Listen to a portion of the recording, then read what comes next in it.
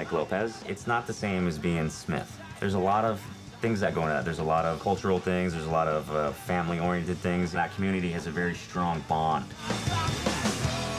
Our music is sort of central in terms of being too real heavy or real light. We're right in the middle, we're straight up rock.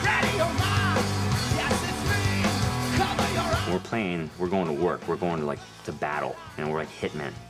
And we don't want to wear jeans and a t-shirt because you know what we look like? That damn audience. Stressed out because we don't want to appear like we're just coming off the street just to do an average thing. If we're going on stage, we're putting on a show.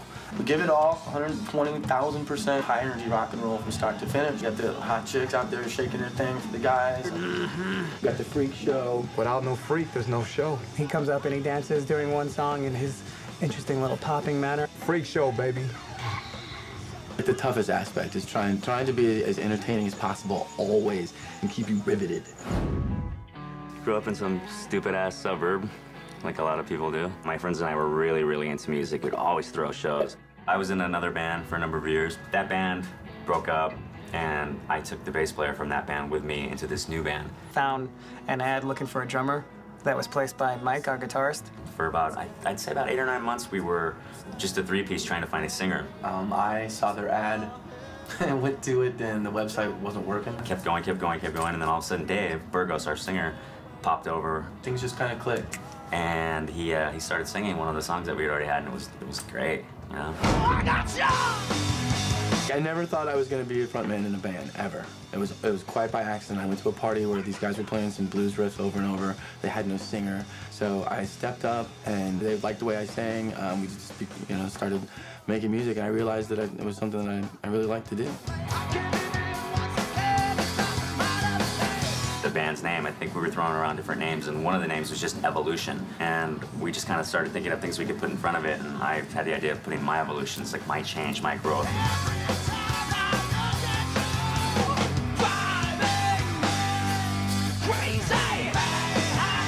Beginning of this year, we got an opportunity to do the House of Blues. That was like the starting point. We just really kind of took off from there, and then we did all the big venues around here, the El Rey, the Troubadour, the Key Club, all those things. And the most recent thing that we did was we just played with Iron Maiden in Irvine, and I gotta say, I wasn't expecting them to like us. And we were just like, hey man, we have to do what we do, you know? And we went out there and we just kicked ass, and they loved it.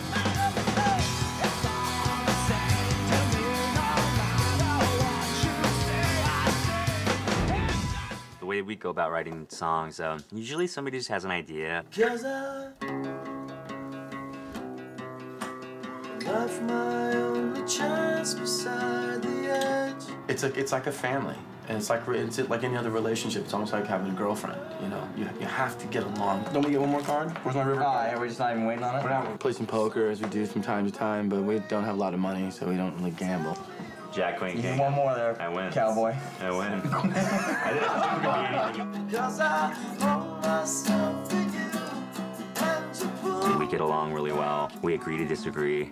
Arguments are like part of a family.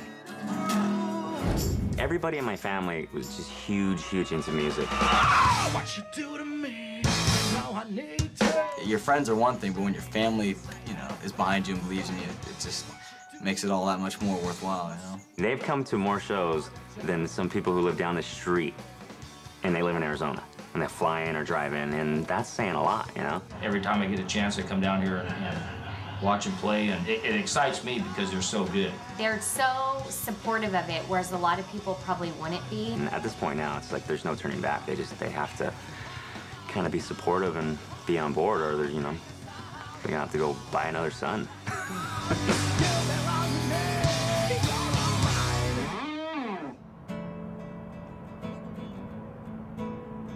Playing acoustic guitar, something about playing it outside is just the best to me. For some reason, usually when everybody else is driving home from work and it just starts to get dark and all the lights from all the cars are out there, and it's very soothing. I just like to come up with stuff.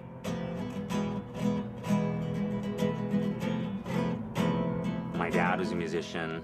He's the one who got me the guitar. That's also very influential on you when you're growing up as a kid, you know? If your dad's not out coal mining, you're probably not gonna go into that. If he's playing guitar, you're gonna maybe be more interested in that, you know?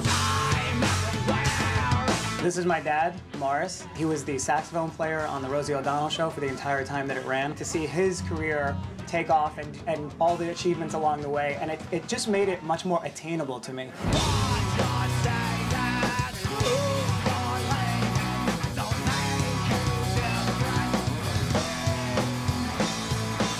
Two of us don't have regular day jobs, Micah and myself.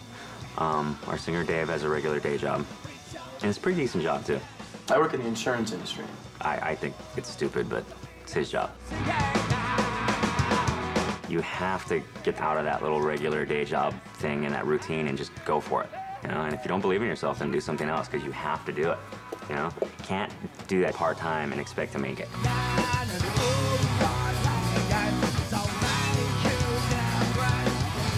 I don't ever look at anything as like, I didn't make that happen, I didn't achieve. It's all just building blocks towards making it happen.